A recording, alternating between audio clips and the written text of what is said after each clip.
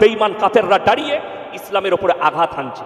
আমাকে বসান মিডিয়ার সামনে, এদের মুখটা 3 মিনিটে বন্ধ করবো, আমি 3 মিনিট সময় নেব না। মতো হারামের আওলাদ বলছে নবীজি সাল্লাল্লাহু আলাইহি সাল্লাম 6 বছরের মা আয়েশা সিদ্দিকা রাদিয়াল্লাহু তাআলা আনহাকে বিবাহ করেছেন।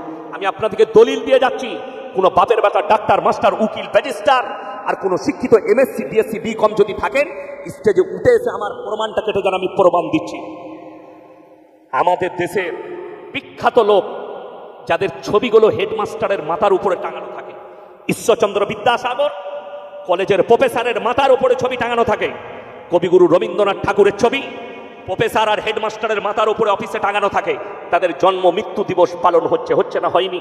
তারা আমাদের কাছেও মহান, তিনারা জ্ঞানী গুণী। বঙ্কিমচন্দ্র চট্টোপাধ্যায়, তিনার ছবিও মাথার উপরে, সতেন্দ্রনাথ বসু মাথার উপরে ছবি থাকে।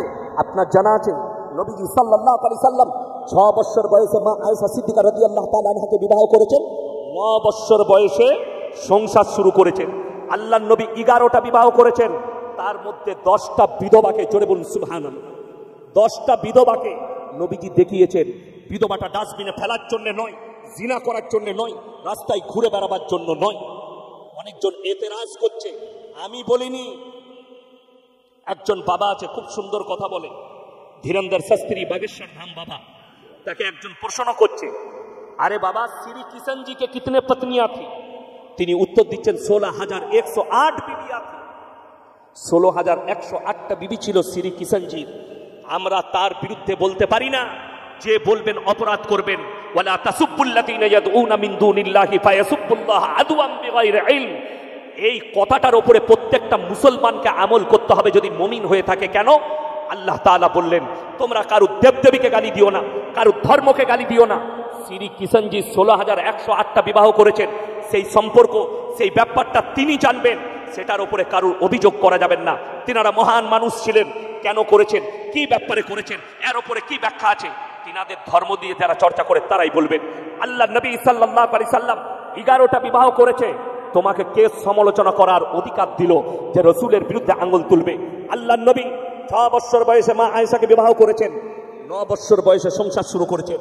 খুলেন, পেজ খুলেলেন, ঈশ্বরচন্দ্র বিদ্যাসাগর ইতিহাস খুলে দেখলেন তিনি যেদিনে বিবাহ করেছেন তিনার স্ত্রীর বয়স ছিল মাত্র 7 বছর। কত বললাম?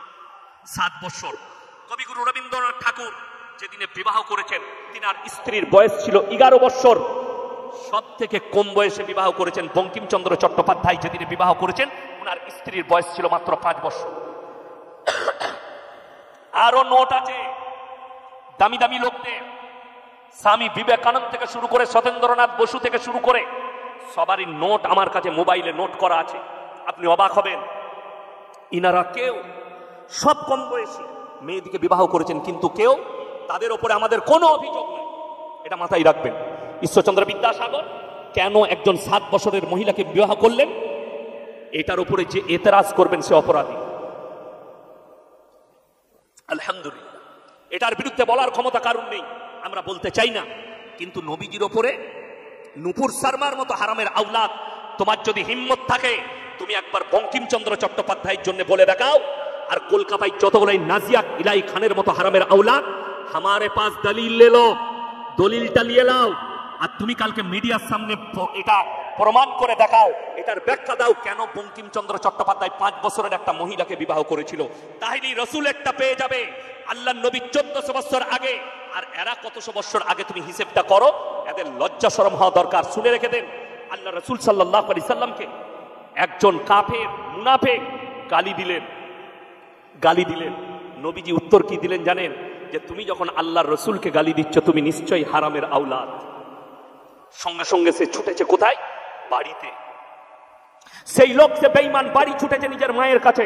মা, আল্লাহ নবী তার দেখুন, সে কাফের বেঈমান, কিন্তু তার এটা বিশ্বাস যে নবী যখন বলেছে কথা মিথ্যা হবে না। জোরে বলুন সুবহানাল্লাহ। একটা কাফেরের বিশ্বাস যে নবী যখন বলেছে এটা মিথ্যা নয়। সে তার মায়ের কাছে ছুটে গিয়ে বললে, মা, আমি মুহাম্মদ সাল্লাল্লাহু আলাইহি সাল্লামকে গালি দিয়েছি। তিনি উত্তরে বলেছেন, তুমি যখন আল্লাহ রাসূলকে গালি দিয়েছো তুমি নিশ্চয়ই হারামের আওলাদ। এটার ব্যাখ্যা তোমার কাছে জানতে চাই। তিনার মা বললেন, বাবা সত্য করে বলছি, মুহাম্মদ যেটা বলেছে এটা সত্য কথা। তোকে জন্ম দেবার আগে তুই আমার হারাম সন্তান, তুই তোর বাপের সন্তান নস। জোরে বলুন সুবহানাল্লাহ। যতগুলো লোক গালি দিচ্ছে শুনে রেখে দেন, যারা চাইছে কোরআন মিট যাएंगे, যারা চাইছে ইসলাম মিটে যাবে, যারা মনে করছেন কোরআনকে মিটিয়ে দেবো, ইসলামকে মিটিয়ে দেবো, তোমরা তো অনেক দূরের কথা। फिराउन आया था मूसा को मिटाने, खुद मिट गए। नमरूद आया था इब्राहिम को जलाने, खुद खत्म हो गए। और तुम चाहते हो कि इस्लाम मिट जाएंगे, कुरान मिट जाएगी? तो अल्लाह की कसम सुन लो, मेरे अल्लाह ने वादा किया वलन तजिद लिसुन्नतिल्लाहि तब्दीला, क़यामत तक हमारे कुरान के एक ज़ेर ज़बर को मिटाना दुनिया की किसी ताकत की बस की बात नहीं। जोरे बोल सुभान अल्लाह। যারা চাইছে কোরআনকে মিটিয়ে দেবো, ইসলামকে মিটিয়ে দেবো, আরে তোমরা তো আজকে অনেক দূর। আল্লাহ নবী সাল্লাল্লাহু আলাইহি সাল্লাম যেদিন থেকে ইসলামের প্রচার শুরু করেছেন, বেঈমানরা সেই দিন থেকে গালি দিতে আর ষড়যন্ত্র করতে লেগেছে। যদি বলেন কোথায়? কোরআনে আছে। নবীজি কাবা ঘরে কোরআন পড়ছেন, কোথায় বললেন? কাবা ঘরের ভেতরে কোরআন পড়ছেন নবীজি। আস্তে আস্তে কোরআন আসছে, অবতীর্ণ হচ্ছে, নবীজি শোনাচ্ছেন। বেঈমান কাফেররা বাইরে তবলিগ করতে লাগলো। কিসের তবলিগ? আল্লাহ নবীকে আল্লাহ ওহীর মাধ্যম দিয়ে জানাচ্ছেন, ওয়াকালাল্লাযীনা কাফারু লা তাসমাউ লিহাযাল কুরআন ওয়ালগাউ ফীহি লাআল্লাকুম তাগলিবুন। হে আমার নবী, বেঈমান কাফেররা তোমার জন্য বাইরে তবলিগ করছে, নবী যে কোরআন আবৃত্তি করে সে কোরআন তোমরা শ্রবণ করো না, হাত তালি মারবে আর কানেতে আঙ্গুল দেবে। তারা বাইরে তবলিগ করছে, নবী যে কোরআন আবৃত্তি করে কোরআন শুনো না, হাত তালি মারো আর কানে আঙ্গুল দাও। আল্লাহর কসম, ইসলামকে রুখতে পারেনি পৃথিবীতে আজকে 250 কোটি মুসলমান। জোরে একবার বলুন সুবহানাল্লাহ। 250 কোটি মুসলমান।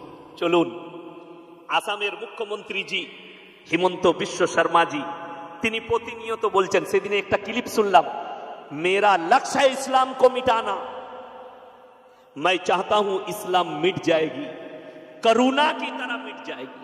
मेरे भाई थोड़ा दिमाग से बोलिए, आप तो सीएम हैं, आप तो पढ़ा लिखा इंसान है, जरा इतिहास उठाकर देख लो। फिराउन आया था मूसा को मिटाने, खुद मिट गए। একটা কথা মাথায় রাখবেন, যতজন নবীজিকে গালি দিচ্ছে, কুকুর দুটো পজিশনে চিল্লাতে শুরু করে। কটা পজিশন বললাম? দুটো। कुत्ता जब भौंकता है 2 कंडीशन में भौंकना शुरू करता है। एक तो जब कुत्ता पागल हो जाता है तब भौंकता है, दूसरा उसका मालिक जब पीछे खड़ा होता है तब भौंकता है। সকালবেলায় কলকাতায় চলে যান, গঙ্গার কিনারায় ধর্মতলায় যারা বড় লোক, যারা বাড়িতে কুকুর রেখেছে, গলায় চেন বাঁধা আছে, সকালবেলায় আপনার বেরিয়েছে মর্নিং ওয়াক করতে, সাথে কুকুরটা আছে, সে কিন্তু লোক দেখলে খালি চিল্লায়,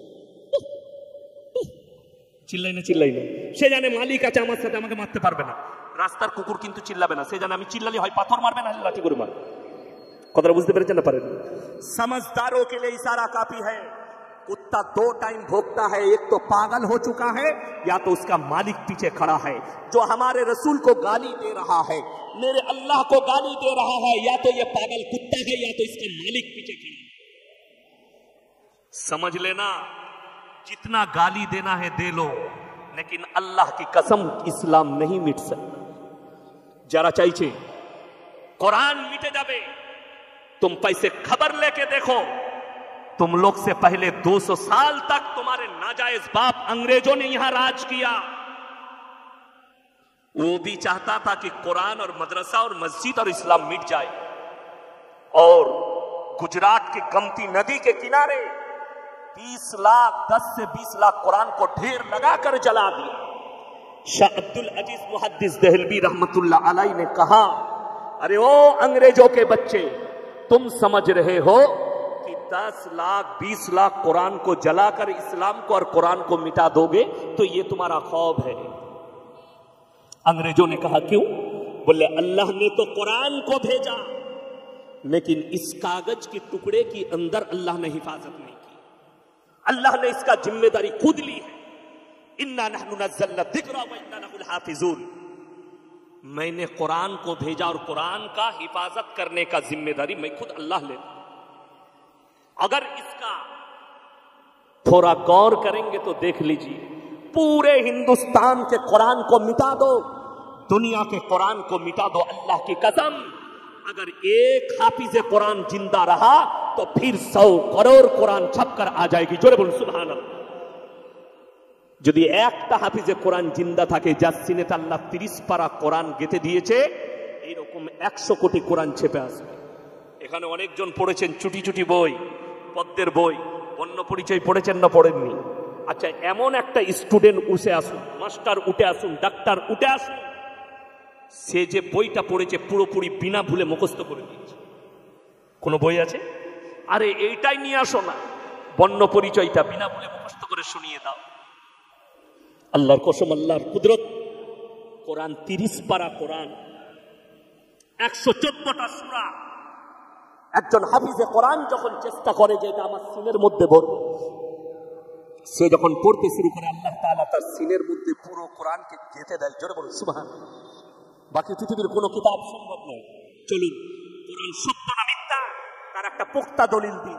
আপনারা এখানে অনেক শিক্ষিত লোক আছেন, চ্যালেঞ্জ দিয়ে বলছি, একটা পদ্য নিয়ে আসুন, একটা গদ্য নিয়ে আসুন, যে পদ্যর মধ্যে প্রত্যেকটা লাইনে শেষ অক্ষর একটাই থাকতে হবে শেষ পর্যন্ত।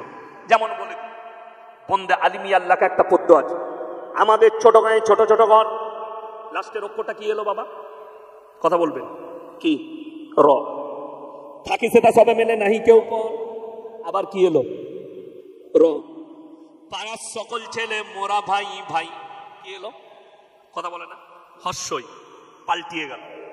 এমন একটা কোন পদ্য নিয়ে আসুন, গদ্য নিয়ে আসুন, যেটার প্রত্যেকটা লাইনের শেষ অক্ষরটা একই থাকে, কোন রকমের পাল্টাবে না, একই থাকতে হবে প্রত্যেকটা লাইন শেষ পর্যন্ত। যদি বলেন কোরআনে কি এরকম কোন সূরা আছে? কোরআন খুলেন, আমার আল্লাহ রাব্বুল আলামিন কোরআনের মধ্যে বললেন, ওয়াশ-শামসি ওয়া দুহাহা ওয়াল কামারি ইযা তালাহা ওয়ান নাহারি ইযা জাল্লাহা ওয়াল লাইলি ইযা ইয়াগশাহা ওয়াস সামাই ওয়া মা বানাহা ওয়াল আরদি ওয়া মা তাহাহা ওয়া নাফসি ওয়া মা সাওয়াহা ফাআলহামাহা ফুজুরাহা ওয়া তাকওয়াহা। জোরে বলুন সুবহানাল্লাহ। প্রত্যেকটা আয়াতের শেষে শেষ পর্যন্ত আল্লাহ একটাই অক্ষর ব্যবহার করেছেন, হা। জোরে বলুন না সুবহানাল্লাহ। কোরআন সত্য কিতাব, আসমানি কিতাব। প্রত্যেকটা ভাই নিয়ত করুন, আজ থেকে আমরা দ্বীনি শিক্ষা অর্জন করব। জোরে বলুন ইনশাআল্লাহ। ভয়ের কিছু নেই। পৃথিবীর যারা ভোগছে, ভোগনে দো উসে, ভোগনে দো जो ভোগ রাহা। একটা সত্য কথা বলে যায়, মিডিয়া খুললে দেখতে পাবেন। একজন মিডিয়া আছে, আজ তাক চ্যানেল, তার একজন অ্যাঙ্কার আছে, তার নাম হচ্ছে আপনার সুধীর চৌধুরী। তো সে বেচারা তার ল্যাবেতে ডেকেছে বাগেশ্বর ধাম বাবাকে। তো তিনি বলছেন, আপকো मैं एक आंकड़ा सुनाऊंगा। এটা আমি জানি না, তিনি শোনাচ্ছেন। আঁকড়াটা কি? 2015 से 2021 का আঁকড়া। 2015 থেকে 2021 পর্যন্ত যে আঁকড়াটা আছে ওটা আপনাকে শোনাচ্ছি। আঁকড়াটা কি? তিনি বলছেন, আঁকড়া শুনলো 2015 থেকে 2021 ক বছর হচ্ছে? কথা বলে না? 6। এই 6 বছরের ভেতরে কতগুলো অন্যান্য ধর্ম থেকে ইসলাম কবুল করেছে, কতগুলো অন্যান্য ধর্ম থেকে সনাতন ধর্ম কবুল করেছে। আমার ভাই, শুনলে আপনি অবাক হবেন। বাগেশ্বর ধাম বাবা বলছে, सुनाइए हमको क्या आंकड़ा है। ওই সুধীর চৌধুরী বলছে 2015 से 2021 तक 13 लाख लोगों ने इस्लाम को अपनाया। जोरे बोलून ना सुबहानाल्लाह। 13 लाख लोग অন্যান্য ধর্ম থেকে ইসলাম কবুল করেছে 6 বছরের ভেতরে। और दूसरी धर्म से सनातन धर्म में आया कौन? कितने लोग? 30,000 लोग 6 साल के अंदर। इसका अंतर कितना है? बाबा बोलते हैं आसमान और जमीन का अंतर है। आसमान और जमीনের फरक। বড় কষ্ট লাগে। ইসলাম এত খারাপ, এত নোংরা, ইসলাম এতটা খারাপ যে মাহমুদ আলীর মতো বক্সিং ফাইটার পৃথিবী শ্রেষ্ঠ ইসলাম কবুল করে নিল। জোরে বলুন না সুবহানাল্লাহ। ইসলাম এত খারাপ, মৃত্যুর আগে পৃথিবীর শ্রেষ্ঠ ব্রেক ড্যান্সার মাইকেল জ্যাকসন ইসলাম কবুল করে নিল। ইসলাম এত খারাপ, পাকিস্তানের ক্রিকেটার ইউসুফ ইউহানা খ্রিস্টান থেকে মোহাম্মদ ইউসুফ হয়ে গেল। ইসলাম এত খারাপ, পৃথিবীর বড় বড় গায়ক আর আর্টিস্ট আর বৈজ্ঞানিকরা ইসলামের ছায়াতলে আসছে, কবুল করছে। আমার ভাই, গালি যত দিবে তত লাভ। শুনে রেখে দেন, যে জিনিসের চর্চা বেশি সেই জিনিসের দাম বেশি। এখন গোটা পৃথিবীর মাথা ব্যথা কি নিয়ে? মুসলিম, ইসলাম, দাড়ি, টুপি, নামাজ, রোজা, মসজিদ, মাদ্রাসা, এটা হচ্ছে সমস্যা। আমি আপনাদেরকে অনুরোধ করে যাচ্ছি, আল্লাহর রাসূল সাল্লাল্লাহু আলাইহি সাল্লাম জীবনে নামাজ ছাড়েননি। যুদ্ধের ময়দানে সাহাবীরা নামাজ আদায় করেছেন, আল্লাহ ফাতেহ দিয়েছে। অনুরোধ করছি, নামাজ কেউ ছাড়বো না, জোরে বলুন ইনশাআল্লাহ। আজকে আমাদের মুসলিম যুবকের ওপরে দুঃখ লাগে, বাবরি মসজিদ ভেঙে গেছে, ফেসবুকে টুইটারে আপনি পোস্ট করছেন যে হাইরে আমাদের বাবরি মসজিদ ভেঙে গেছে, আমরা ভুলবো না। হে মুসলমান যুবক, তুমি কাঁদছো বাবরির জন্য, তোমার মসজিদ কাঁদছে তোমার জন্য, তুমি জীবনে নামাজ পড়ো না। কত দুঃখের কথা, বেদনার কথা। তুমি তোমার ঘরের পাশে আল্লাহর ঘরে ডাকে সাড়া দাও না, আর তুমি বাবরির জন্য কাঁদছো তুমি ফেসবুক টুইটারে। তুমি আল্লাহকে কি জবাব দেবে তুমি ভেবে দেখো। তোমার মসজিদ তোমার জন্য কাঁদছে আর তুমি তার জন্য কাঁদছো, এটা দুঃখের বিষয়। আপনারা বলুন, 100টা মুসলিমের মধ্যে 80টা মুসলিম দাড়ি চাচা, ঠিক বললাম না ভুল বললাম? তারা সেলুনে গিয়ে দাড়ি চেঁচে দিচ্ছে। দাড়ি রাখা কি রসুলের সুন্নাত, দাড়ি রাখা রসুলের সুন্নাত, অথচ আপনি গিয়ে দাড়িটা কেটে দিচ্ছেন। আমাদের দেশে ডিফেন্সে চাকরি করে পাঞ্জাবিরা, পুলিশের চাকরি করে পাঞ্জাবিরা, তাদের পাগড়িও সরকার খুলতে পারেনি, তাদের দাড়িটাও কাটতে পারে। যে তাদের পাগড়ি আর দাড়ি কাটার কথা বলবে তাদের গলাটা কেটে দিবে। তারা কেন? তারা তাদের ধর্ম থেকে সরবে না। আজকে একটা মুসলিমদের ছেলে পুলিশের চাকরি করলে দাড়ি রাখতে পায়, ডিফেন্সে চাকরি করলে দাড়ি রাখতে পায় না। এটা কি সরকার দায়ী? এটা কি কেন্দ্র সরকার দায়ী? না। ইস ঘর কো আগ লাগি ঘর কি চিরাগ সে, মুসলমান তোমরা নিজেদের ঘরে নিজের আগুন ধরিয়েছ। 100টা মুসলিমের মধ্যে 100 জন যদি দাড়িওয়ালা হতো, এদের বাপের হিম্মত হতো না আপনার দাড়িতে হাত দিয়ে। কিন্তু আপনি নিজে থেকে দাড়ি চেঁচেছেন। একটা পুলিশ অফিসার উত্তরপ্রদেশের বড় বড় দাড়ি, থানার ওসি দাড়ি রেখেছে। সেই থানার ওসি দাড়ি রাখার কারণে তাকে সাসপেন্ড করা হয়েছে। যোগী আদিত্যনাথ সরকার তাকে সাসপেন্ড করেছে, দাড়ি কেটে থানায় যোগদান করেছে। আপনি অবাক হবেন, গোটা ভারতের মুসলিম যুবকরা, মুসলমানরা টুইট করেছে, যোগীজিকে বলেছে এটা ইসলামের দুশ্মন।